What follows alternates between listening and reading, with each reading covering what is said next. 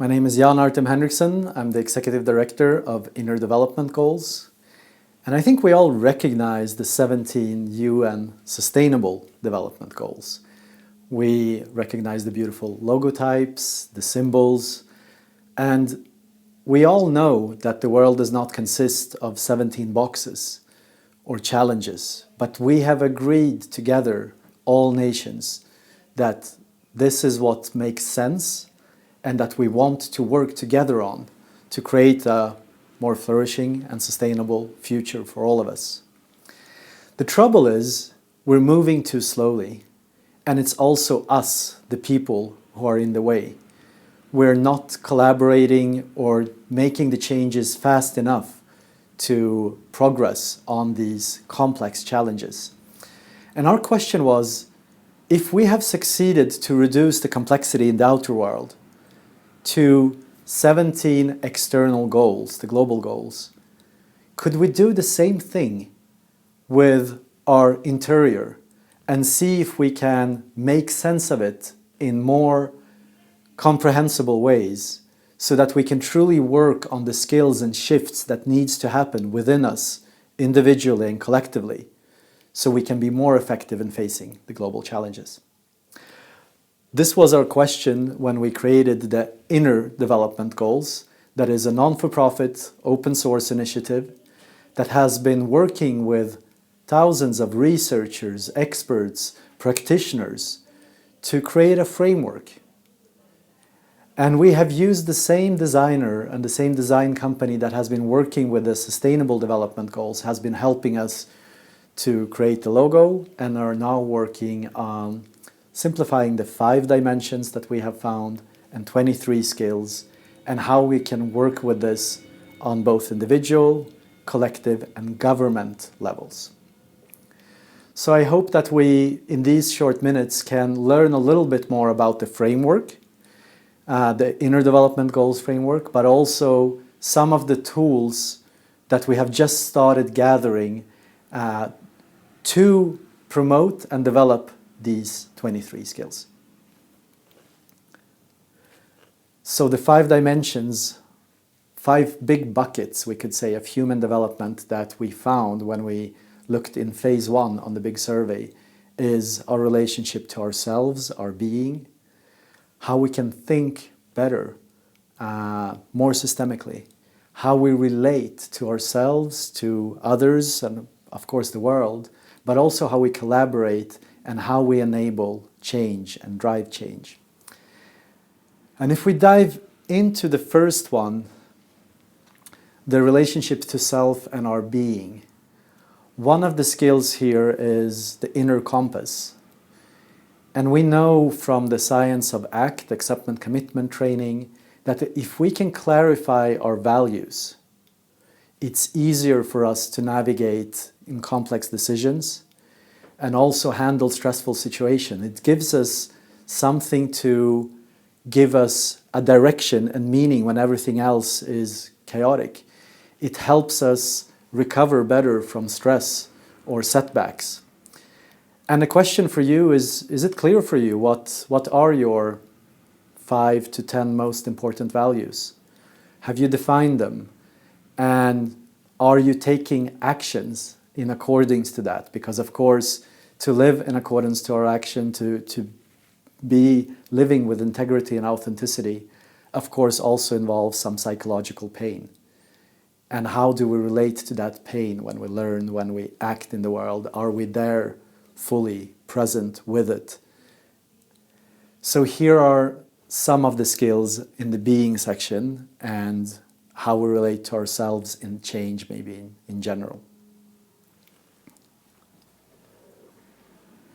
If we look at this thinking dimension, a lot is about going from linear thinking to more systemic thinking and away from either or to both and at a larger sense.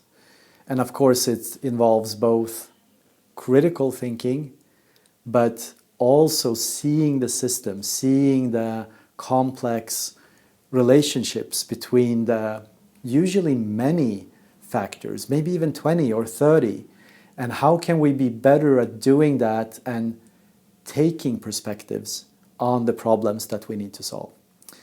One of the insights here for me is that if we take perspective taking, is that there are three parts of it. The first one is to take perspectives yourselves. The second one is to seek perspective from others. And the third one is to coordinate perspectives.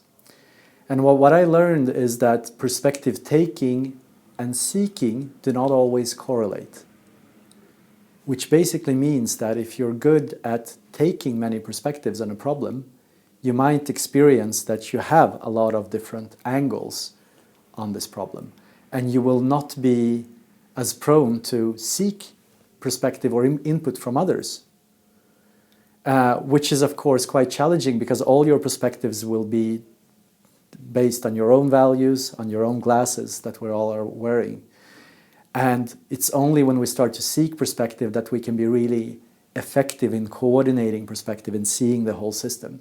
And this is really a skill. There are thinking skills that we can develop tremendously if we work with that. Also our long-term orientation and visioning, our sense-making, that is not tied to our IQ, but tied to how well we think and see the system that is in front of us.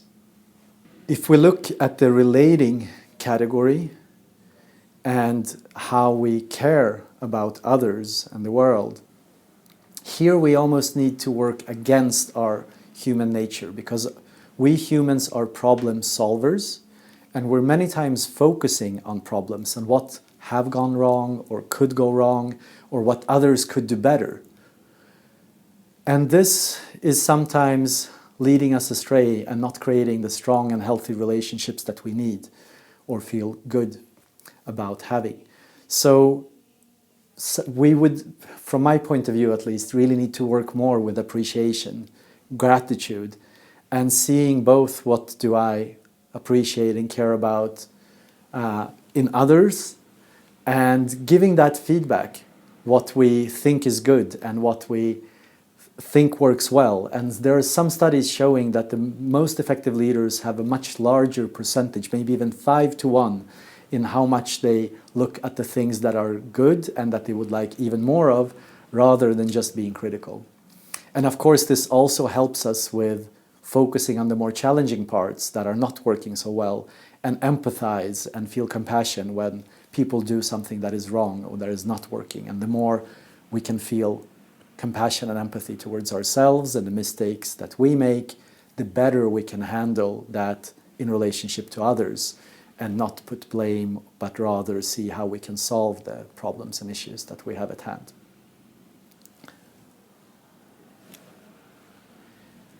If we continue to the dimension of collaborating, there is a lot that we can work on to improve how we actually work together. One of the things is increasing the level of trust that we have in our teams, working with psychological safety by maybe just as simple as letting people check in and making their voice heard before we start a meeting, to just say what they're bringing with them or what they think is important to get out of during the meeting. And just by doing that, we get many people who would not speak, who are maybe more introverted, to actually raise their voice when we're solving problems. But also getting a little bit more of relational depth, that we know each other properly. We talk about our strengths and weaknesses, and that by increasing the level of trust we have in the team, we also increase the level of strategic and depth of problem solving, going to the root causes that we can have when we operate together. And this is, of course, even more challenging and even more important in teams cross-functionally, across different values, worldviews, cultures, to work with this and have both an understanding of our own biases and perspectives, but also bringing in and embracing the other perspectives. And paradoxically enough, this is connected again to the personal values. The more clear I am about myself in my being, the easier it is for me to collaborate and relate in healthy ways to others and not just find them strange.